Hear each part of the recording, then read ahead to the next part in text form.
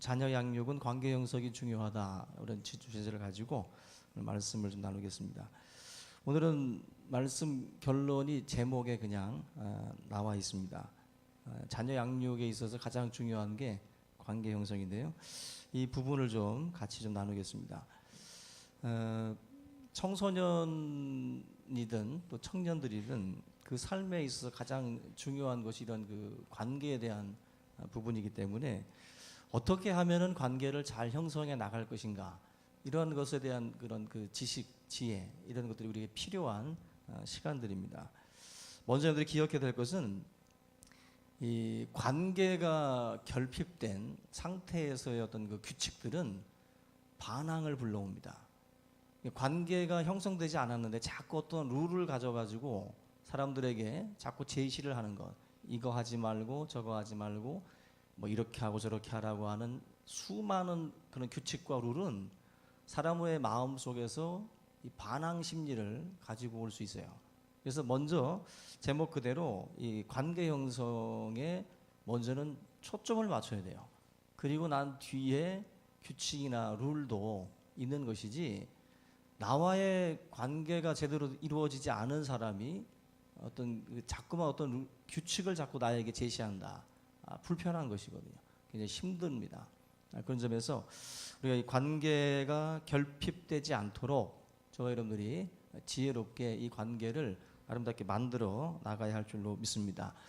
젊은이들 같은 경우는 이런 그 규칙에 있어서 자발적으로 잘 따르려고 하지 않습니다. 젊은이들의 특징은 반항이죠. 항상 젊은이 따라다니는 단어가 반항이에요. 제임스 딘 같이, 그죠?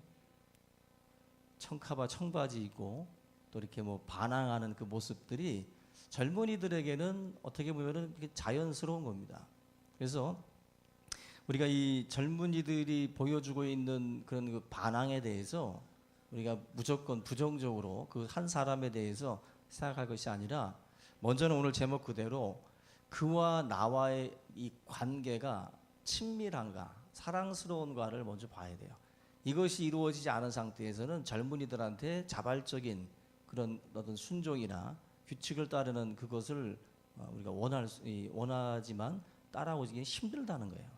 그런 부분에서 저와 여러분들이 사랑스러운 또 친밀한 그런 관계들을 먼저 여러분들이 좀 관심을 갖고, 여러분들이 의도적으로라도 그쪽 방향을 향해서 먼저 여러분들이 노력을 하셔야 됩니다.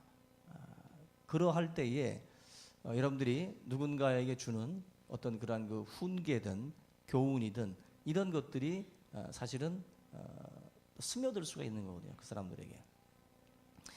우리 젊은이들이 제멋대로 뭔가를 하고 또 말을 듣지 않는다라는 어떤 그 탓을 하기 전에 우리 스스로가 이런 것들에 대해서 점검을 먼저 하셔야 돼요. 교회 안에서도 젊은이들이나 또 청소년들이나 이런 어린이들에게도 우리가 아이들을 탓하기 전에 나와 이 아이의 관계, 나와 이 청년의 관계, 나와 이 학생과의 관계가 과연 사랑스러운가, 또 친밀한가, 이걸 먼저 살필 줄 알아야지 무조건 그 행동이 자꾸 반항적이다, 또 불순종적이다, 나에게 대적하는 것 같다, 이런 식으로 우리가 볼 것이 아니라, 먼저는 내가 저 아이와 저 청년과 저 학생과의 관계가 지금 어떤 그 관계인가, 과연 그와 나의 거리는 어느 정도인가를 먼저 보셔야 돼요. 그걸 먼저 고민을 해야 사실은 이 우리가 생각하는 이 문제들이 풀려집니다. 그 문제들이. 그래서 우리 성도님들이 관계가 결핍된 상태에서 그런 규칙이나 그런 룰, 이런 것들을 자꾸 강요하거나 그런 것들을 요구하는 것은 오히려 부작용만 일어납니다. 더 반항하게 되고 더 삐뚤어 나가요. 더 안 좋은 방향으로 자꾸 흘러갈 수밖에 없다라는 것입니다. 우리가 이 자녀 양육 같은 경우는 그 장담할 수가 없죠. 그 뭐 가장 힘든 농사가 자식 농사라고들 말씀들을 합니다. 그래서 우리가 오늘 이 시간에 어떤 원리나 이런 원칙에 의해서 자녀가 반드시 잘 된다라는 보장은 없어요. 제가 드리는 이 말씀을 여러분들이 실천한다고 해서 반드시 아이가 잘 되는 건 아닙니다. 왜? 희한한 겁니다. 희한한 거예요. 모든 좋은 원리와 원칙을 적용하면 뭐 햇빛을 주고 뭐 물을 주고 비료를 주고 뭐 이렇게 하면 농작물이 잘 자라야 되는데, 자식 농사는 아무리 좋은 원리와 원칙과 또 성경대로 잘 키워도 삐뚤어 나갈 수 있어요. 아멘입니까? 예. 가슴에 확 와닿죠. 내가 어떤 자녀를 지금 뭐 불경으로 가르치는 것도 아니고 내가 지금 자녀를 따르게 가르치는 것도 아닌데, 자녀가 내 생각대로 믿음 안에서 아름답게 커가는 모습이 아니라 조금 의외의 모습으로 자녀들이 이렇게 자라나는 그런 것들을 사실 우리가 보게 됩니다. 부모님들 같은 경우도 뭐 완벽하게 자녀들을 말씀으로 키우고 싶어요. 그런데 그렇게 키워도 자녀들은 또 삐뚤어 나갈 수 있어요. 완벽한 부모가 없기도 하지만 완벽하게 한다고 해도 자녀들이 우리 생각처럼 그렇게 올곧게 크지 않는다는 거예요. 그래서 가끔 남의 자녀 보면서 아이고 저거 다 부모 잘못이요, 부모 잘못이라고 막 그렇게 말하는 분들이 있어요. 근데 꼭 그것만은 아니에요. 뭐 비행 청소년 뒤에는 비행 부모가 있다 그러잖아요. 그게 정답인 것 같죠? 아닙니다. 비행기 타고 다니는 그 비행 청소년들 뒤에 꼭 비행 부모만 있는 게 아니에요. 얼마나 정성껏 아이를 키우고 얼마나 기도하고 말씀으로 키우려고 하는 부모들도 있어요. 그런데 그 장로님들, 그 목회자들 자녀들이 마약에 손을 대고 또 음주운전하고 막 사고치고 경찰서 습격하고 뭐 하여튼 말도 안 되는 행동들을 믿음의 가정에서 일어나고 있어요, 여러분들. 그런데 어떤 가정은 또 부모는 그냥 술 주정하고 중독자인데 자녀는 또 뭐 성실하게 또 좋은 대학 가고 좋은 직장 가고 또 그렇게 또 올곧게 살아갑니다. 공식처럼 그렇게 딱딱 떨어지면 좋겠는데 아니에요, 여러분들. 그러면 아무짝에 쓸모없는 건가? 우리가 말씀대로 키우는 것이 그렇지는 않습니다. 그럼에도 불구하고 우리는 하나님의 말씀 따라서 말씀의 원리대로 자녀들을 양육해 나갈 책임이 있어요. 여러분들, 자녀는 절대로 방치하면 안 됩니다. 방치하면 안 되고, 우리 신명기 6장에 보면은 우리에게 하나님께서 말씀하시죠. 하나님의 말씀을 너가 먼저 마음판에 새기고 그 다음에 자녀들에게 이 말씀을 강론해라. 길을 갈 때나 앉았을 때나 누웠을 때나 언제든지 하나님의 말씀으로 아이를 부지런히 가르치라 그랬어요. 부지런히. 그러니까 자녀가 알아서 크겠지가 아니라 부모는 신명기 6장을 보면은 부지런하셔야 돼요. 말씀에 대한 그 가르침을 부지런히 하셔야 돼요. 누웠을 때 이렇게 또 말씀 또 전해주고 또 앉았을 때도 또 말씀으로 가르쳐주고. 여러분들 그 하나님의 말씀을요, 우리 청년들도 그렇고 가만히 앉아서 이렇게 어떤 한 챕터를 놔두고 이렇게 같이 이렇게 나누다 보면 참 짧은 페이지고 짧은 책이지만 그 속에서 우리 스스로가 많은 걸 느끼고 서로 같이 나누면서 참 어떤 다시 한번 세상을 어떻게 살아야 될지에 대한 그런 그 방향 설정들이 사실 되거든요. 하나님의 말씀을 듣고 크는 것과 듣지 않고 크는 것은 큰 차이가 있어요. 큰 차이가. 그래서 어쨌든 저와 여러분들의 책임은 그 자녀들을 말씀으로 먼저는 키워나가는 거예요. 그리고 그 결과는 우리의 바람대로 안 될 수도 있다. 안 될 수도 있다. 그렇지만 저와 여러분들이 명심해야 될 것은 자녀들은 그래도 사랑 안에서 앉아 있을 때, 길을 갈 때 말씀의 교제가 계속 이루어지면은요, 그 아이에게 말씀만 가는 게 아니라 뭐가 이루어지냐면은 관계가 이루어져요. 말씀을 자꾸 나누다 보면은 아이와 내가 뭔가 이게 소통하는 걸 느낍니다. 그것이 관계가 형성이 되는 거예요. 관계가. 그러니까 자녀에게 말씀을 가르칠 때에도 뭐 지금 제가 이게 설교하듯이 하는 게 아니라 자녀와 함께 뭔가 이렇게 주고받으면서 말씀을 나누다 보면 뭔가 이렇게 소통하는 게 있겠죠. 그 속에서 관계가 형성이 되는 것입니다. 결국 관계가 깨어져 있기 때문에 사실은 반항하는 것이거든요. 오히려 막 때리는 선생님한테는 더 반항해요. 그런데 자기를 사랑해주는 사람한테는 참 반항하기 힘듭니다. 그 사람을 힘겹게 만든다라는 것 자체를 용납을 못해요. 우리 스스로가. 그래서 나를 사랑해주고 나와 친밀한 사람을 불편하게 하거나 그 사람을 가슴 아프게 하는 것이 굉장히 힘든 겁니다. 그래서 오히려 강하게 나가는 선생님들보다는 부드럽게 자기를 대해주는 분이 참 어려운 거예요. 어려운 거예요. 마음에서 막 튕겨나가고 싶은데 이분이 너무 잘해주거든. 그래서 부모들도 그렇습니다. 부모들도 자녀를 오히려 억압하면 아이들은 독립군 같은 기질이 있어요. 또 자꾸만 튀어오릅니다. 그런데 오히려 이렇게 믿어주고 기다려주면 오히려 더 힘들어요. 이 부모님은 너무 힘들어. 너무 힘든 거예요. 반항하기가 너무 어려운 거예요. 반항하기가. 그래서 그런 점에서 이 관계가 형성이 된다는 것은 굉장히 중요합니다. 그래서 여러분들이 자녀와 먼저 관계를 여러분들이 형성하셔야 돼요. 사랑스러운 관계 그리고 친밀한 그 관계를 먼저 만들어야 됩니다. 그래서 자녀 양육의 핵심은 오늘 제목 그대로 이 관계 형성이에요. 그래서 집을 나가고 뭐 반항하고 여러분 이 중에도 지금 가출해 보신 경험이 있는 분들이 있을 텐데 그 반항을 하고 가출을 했다가도 아이들이 다시 돌아올 수 있는 것은 부모가 평상시에 가르쳤던 가르침이라기보다는 그 관계예요. 그 부모와의 그 관계가 아이를 다시 그래도 돌아오게 만드는 것이지 단순히 무슨 학원 강사 가르치듯이 했다면 돌아올 수 없는 거예요.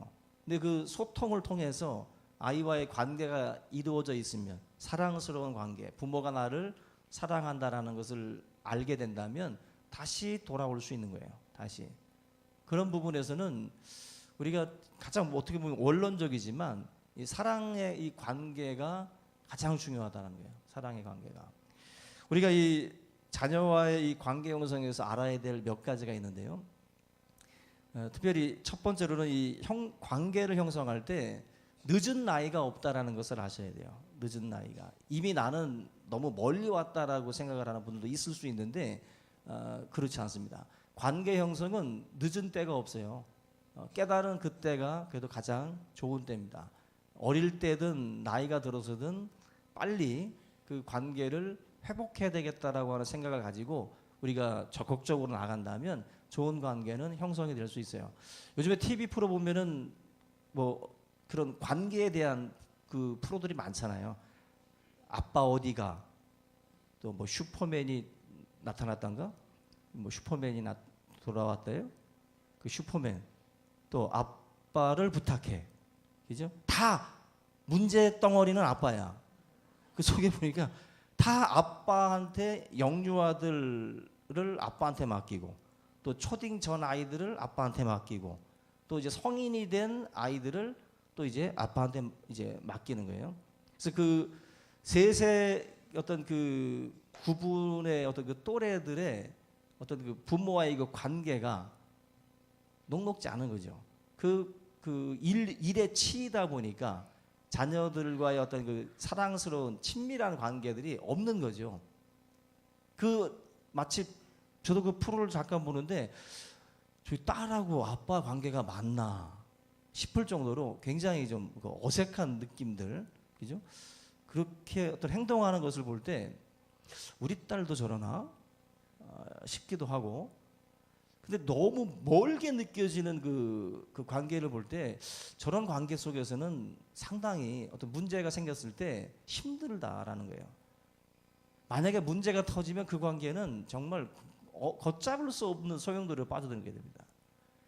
그 아빠를 부탁해 나와 있는 성인이 된 그 자녀들의 그 모습과 아빠의 모습들, 관계군요, 관계. 결국 관계 형성에 지금 초점을 맞춰가지고 사랑스러운 관계, 친밀한 관계를 만들려고 지금 이렇게 뭐 노력하는 모습들을 보죠. 우리 그런 점에서 우리 부모들도 지금 그런 걸 보면서 나와 자녀의 관계도 어떤 관계인가, 어느 정도의 거리인가를 한 번쯤은 또 고민을 하게 됩니다. 하여튼 그런 프로 때문에 힘들죠. 요즘에 힘들어요. 하여튼 애 낳으면 자전거에다 붙들어 매고 막 돌아다녀야 돼요. 힘들죠. 근데 그러한 노력들이 너무 없으니까 결국 관계 형성은요, 노력이 있어야 돼요. 노력이 없으면 그 관계가 이루어지지 않죠. 그런데 이 관계를 이루기 위해서 굉장히 힘든 시간들을 그렇게 지내지만 아마 지나고 나면 아마 이 프로를 통해서 그 부모와 자식 간에는 아마 굉장한 어떤 그러한 이야기거리들이 많아지고 좋은 관계로 발전도 하리라고 생각이 됩니다. 저와 여러분들이 그런 점에서 늦었다라고 생각하지 않길 바라요. 부모와의 관계가 늦었다라고 생각하지 말고 깨닫는 그 시간을 통해서 빨리 여러분들이 회복의 단계로 나갈 수 있기를 주님의 이름으로 부탁을 드립니다. 두 번째는 이 천성적으로 양육하기 힘든 그런 아이들이 있습니다. 아빠보다 엄마들이 이걸 잘 알죠. 여러분이 이런 자녀들을 두지 않았어도 주변에 이런 자녀들을 보셨을 거예요.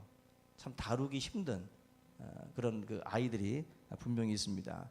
천성적으로 양육하기가 아주 어려우고 아주 까다로운 아이들이 있어요. 그냥 이 아이들을 다시 뱃속으로 집어넣을 수도 없고, 그죠? 그 다음에 이제 다 성숙해진 다음에 꺼내면 좋겠는데 어차피 나온 거거든요. 고구마는 꺼냈다가 덜 익었으면 다시 넣잖아요. 근데 자녀는 다시 넣을 수가 없다고. 이미 나왔으니까. 근데 나왔는데 이 아이가 흔히들 그런 말 하죠. 구부러진 아이. 그러니까 아이 가운데는 그 구부러진 가지처럼 이 구부러진 아이들이 있다는 거예요. 천성적으로. 근데 이 구부러진 아이들을 곧게 바르게 펴는 이 작업이 쉽지 않습니다. 쉽지 않아요. 근데 수많은 뭐 학자들이 하는 말이 이 구부러진 가지 같은 이 구부러진 아이들 천성이에요. 주위에 교우들이 좋은 믿음의 좋은 아이들의 어떤 좋은 것은 이제 하나님과의 만남, 하나님과 이 구부러진 아이들을 이 사랑에 가져볼 수 있다라는 거죠. 에도 아들을 볼 때에 룰이나 이런 것들에 대해서도 아니에요. 저거 좀 고쳐라. 매 빠짐없이 고칠 걸 전해서 아이들의 따뜻한 그 사랑을 먼저 사주기가 또 지적도 하고 관계가 형성이 된 상황이 되어지는 것이지 전혀 나와 저 아니야 도대체. 아버지야? 엄마야? 뭔데 나한테 저런 소리 하냐고. 요즘 청년들이나 청소년들한테 잘못 말했다가는 골목에 끌려가서 맞습니다. 담배가 끌도 어른으로서 되지 않은 상태에서의 그런 점에서요. 지지. 그 사람이 그 청년이 하는 행동에 대해서 먼저 지지해 주는 거예요. 부모와 자녀 사이에도 그렇고 뭐 여러 인간관계에서도 그렇고 상대방의 행동이나 그 말에 대해서 먼저는 지지해 주셔야 돼요. 그 지지의 원칙을 지켜나가면 관계가 형성이 되기 시작을 합니다. 근데 사사건건 지지가 아니라 지적만 하는 사람도 있어요. 그렇게 되면 관계는 이루어지질 않아요. 먼저 여러분들 그 사람을 변화시키기 원한다면 먼저 지지해 주셔야 돼요. 그리고 관계를 친밀하게 만들어 나가셔야 돼요. 그리고 나서 형성이 되고 난 뒤에 사실 전도라는 것도 그렇거든요. 전도라는 것도 관계가 형성이 되지 않은 사람이 나한테 너가 지금까지 살아오면서 믿어왔던 모든 것들을 뒤집어 엎으라고 말하면 네가 뭔데 나한테 내가 지금까지 믿고 의지했던 걸 버리라고 그러냐는 거죠. 도저히 받아들일 수 없는 거예요. 전도도 마찬가지입니다. 그런데 오늘 지지를 먼저 하셔야 돼요.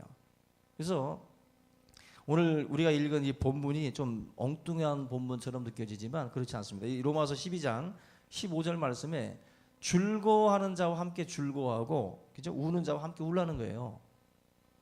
이게 공감 능력이죠. 서로 공감하는 거.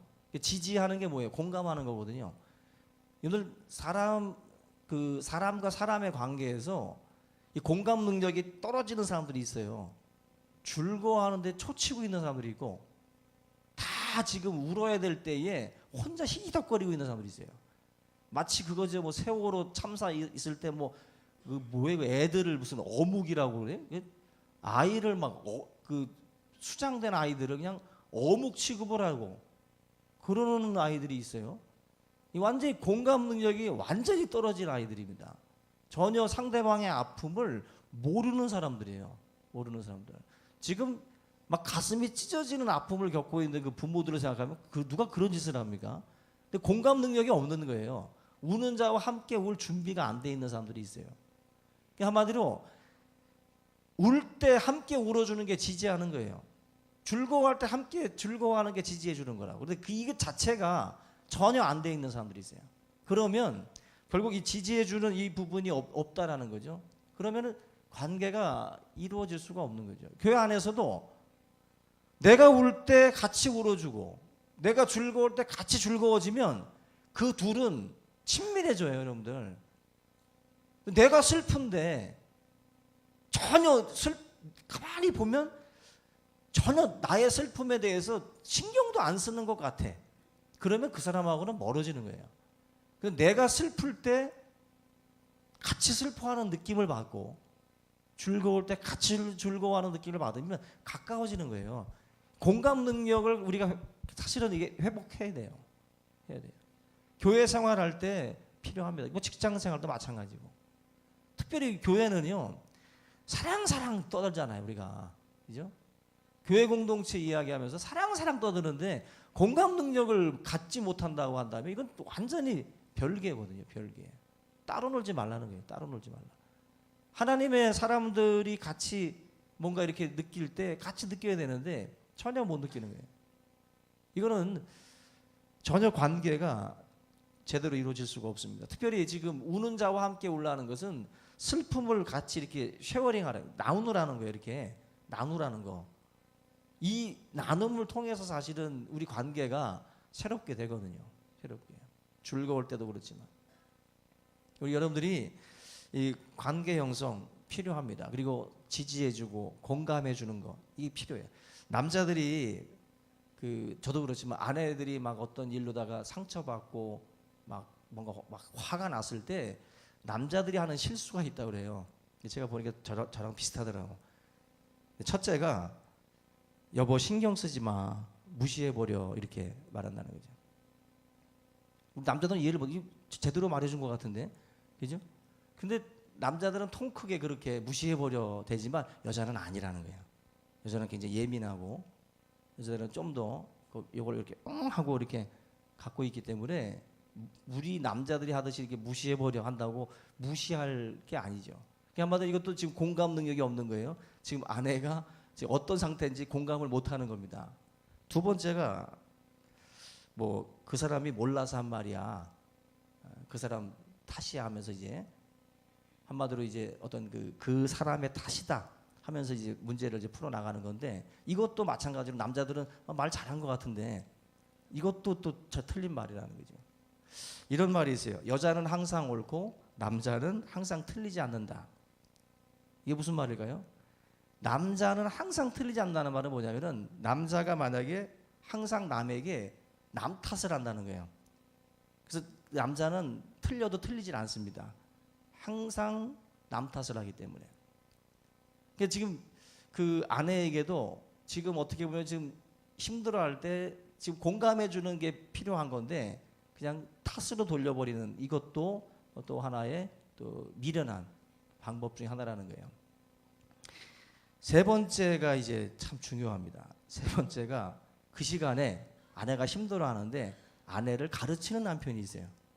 지금 막 괴로워서 막 하는데 너가 지금 그래서 그렇고 너가 저래서 그렇고 너가 이러니까 이렇게 된 거 아니겠어 하면서 가르치는 남편. 저지요.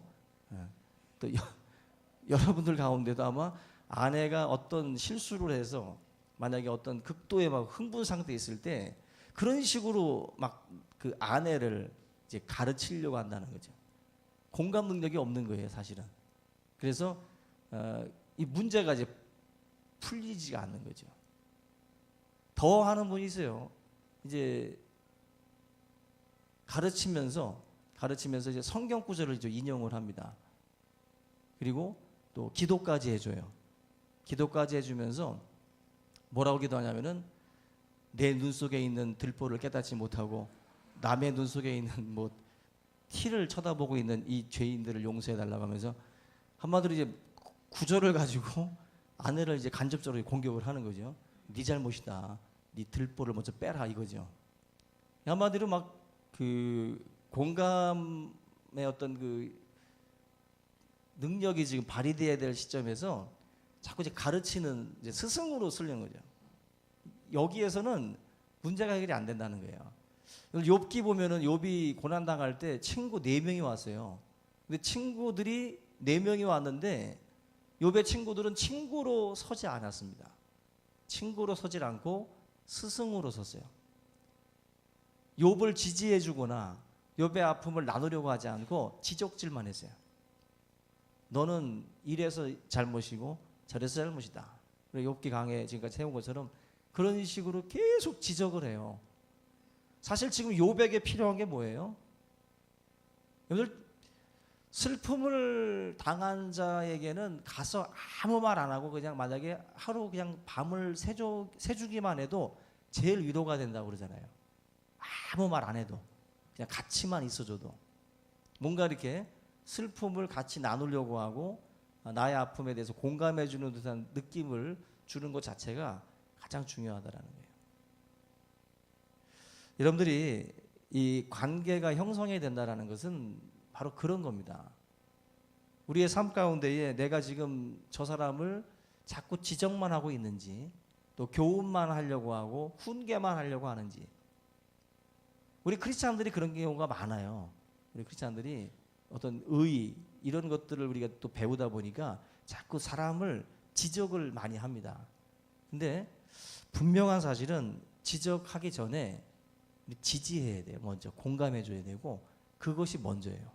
그것을 우리가 먼저 이루지 않으면 우리의 이런 지적은 정말 아주 불필요한 것에 불과해진다는 겁니다. 오늘 저와 여러분들이 이 하나님의 말씀 속에 즐거워하는 자와 함께 즐거워하고 또 슬퍼하는 자와 함께 슬퍼하는 이 부분이 우리 신앙생활에 그리고 자녀와 부모의 관계 속에 가장 중요한 포인트예요. 이것을 우리가 놓치게 되면 관계는 깨지는 겁니다. 그래서 여러분들 자녀에게 교훈이나 훈계나 훈육 이것을 먼저 하면 안 됩니다. 항상 오늘 말씀 그대로 관계를 먼저 이루어 나가는 그런 지혜로운 우리 모든 부모님들 다 될 수 있기를 주의 이름으로 부탁을 드립니다. 오늘 이 말씀을 함께 붙들고 우리 한번 우리 가정을 위해서 또 부모와 자녀의 이 관계를 위해서 함께 우리 기도하는 시간 갖겠습니다. 살아계신 하나님 아버지